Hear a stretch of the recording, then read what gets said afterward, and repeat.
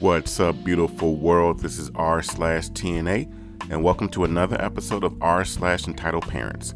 Remember to hit that like and subscribe button and that notification bell anytime during this video. If this is your first time on this channel, we welcome you. If this is not your first time, welcome back. Enjoy the stories of rSlashEntitledParents. Our first story is EM demands full refund for a bike her son crashed. A little background. I started working at a bike shop about a month after the lockdown started. Bike shops were still open because supposedly they count as necessary transportation.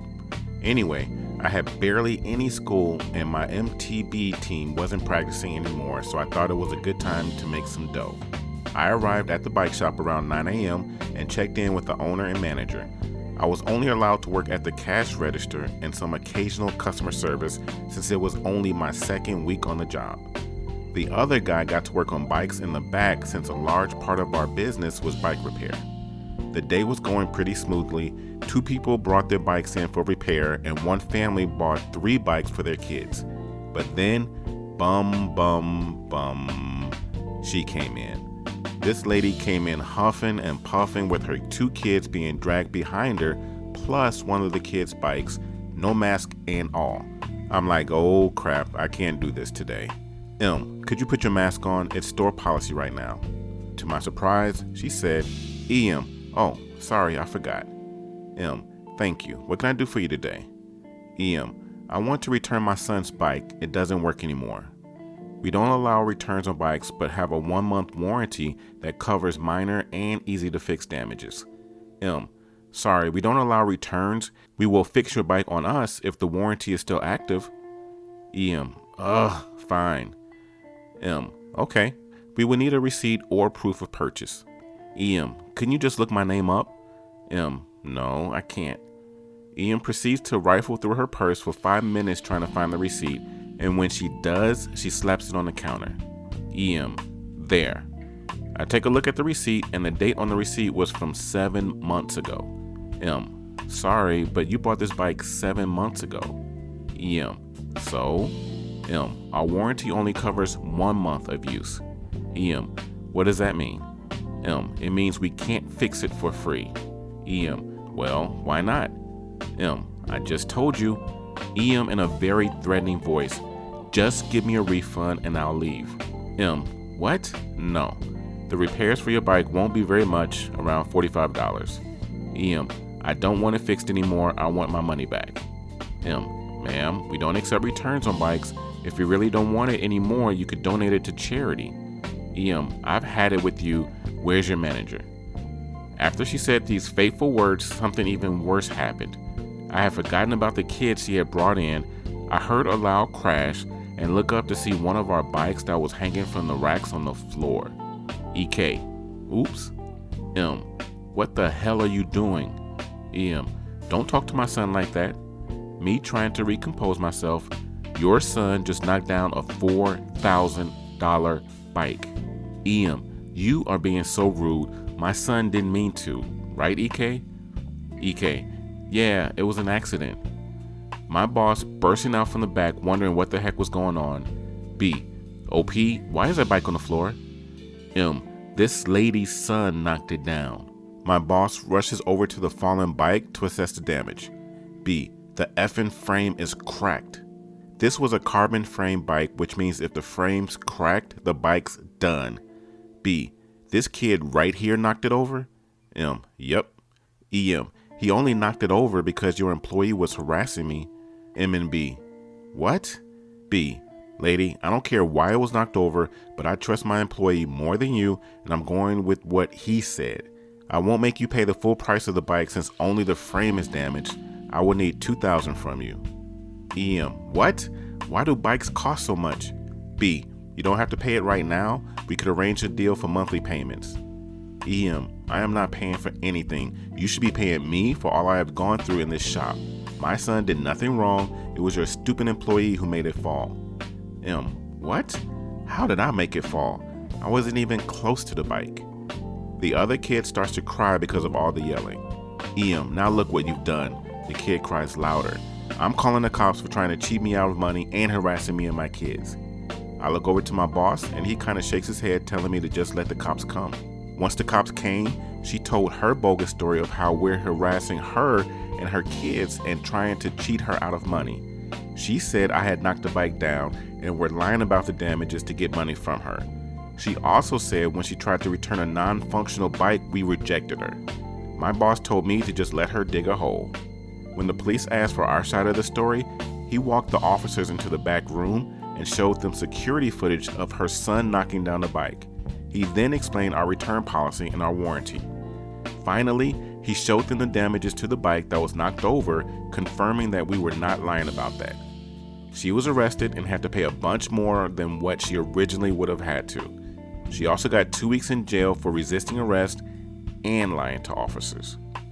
And this next rSlashEntitledParents story is, you ruined my child's Christmas. Got a seasonal position at a local game shop, 3 guesses, and was told I ruined their child's holiday. So with PS5s and Xbox Series being the newest consoles, we sold out of the 10, 5 of each, we got on Black Friday within 15 minutes of opening, and it was sporadic when we got more.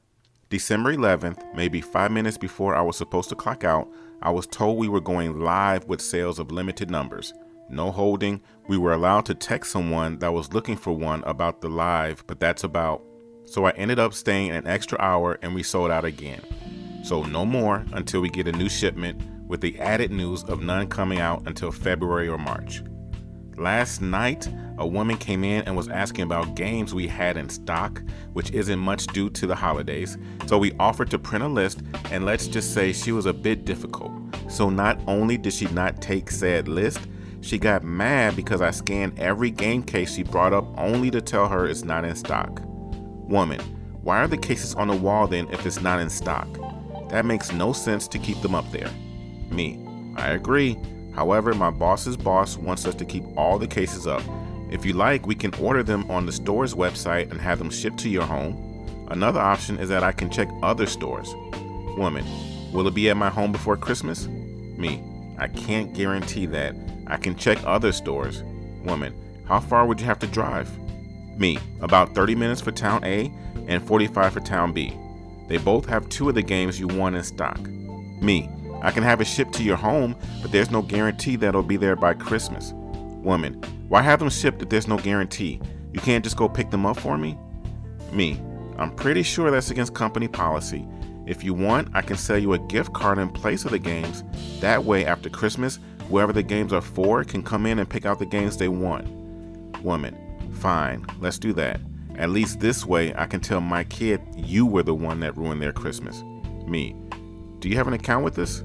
After she left, I went to put back the stack of games she brought up, only to find she also messed up the shirts and collectibles.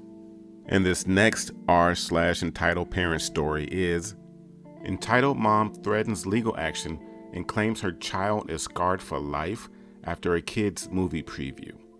Many years ago, I worked in a movie theater. While I was standing around the customer service desk with a few others, a mother with her small child, age 6 or 7 maybe, stormed out of her theater and up to the customer service desk, anger on her face. She demanded to know how on earth such graphic material ended up playing before a kid's movie. All of us were confused, wondering if somehow a red band, uncensored violence and/or language, trailer ended up in front of her movie by mistake. Or if perhaps the wrong movie began playing things we had heard about happening, though never at our location. The manager inquired about the issue.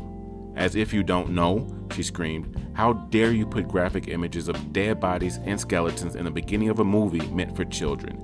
That has no place being shown to kids. What is wrong with you?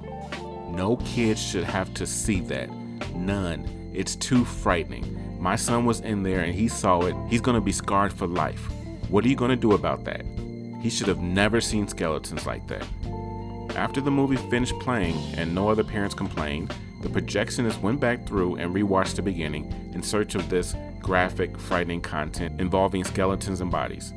At the time, there was a trailer for the 2003 adaptation of Peter Pan. You could look this up for yourself.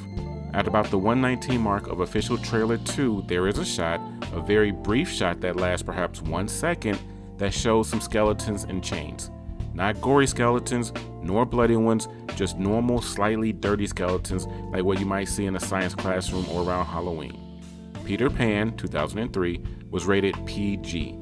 The notoriously stringent and conservative ratings board felt that it was deserving of a PG, not PG-13, not R. Therefore, they deemed that everything within that movie, skeletons included, was acceptable for children. Honestly, I'm not even sure the kid noticed the skeletons. He was completely calm, just standing there while his mom went on a tirade against the manager. I'd be willing to bet he has been more damaged by his overprotective fly off the handle mom than a brief 1 second long shot of a few skeletons. In the end, the mom demanded a refund and stormed out, shouting the whole way out about suing us. As far as I know, we never saw nor heard from her again. Those were 3 great stories. To hear my best suggested stories, click on the video to the left. To hear more Entitled Parents stories, click on the video to the right. Click on that subscribe button right there in the middle and make sure to like and leave your comments below. Thank you for watching. Have yourself a great day.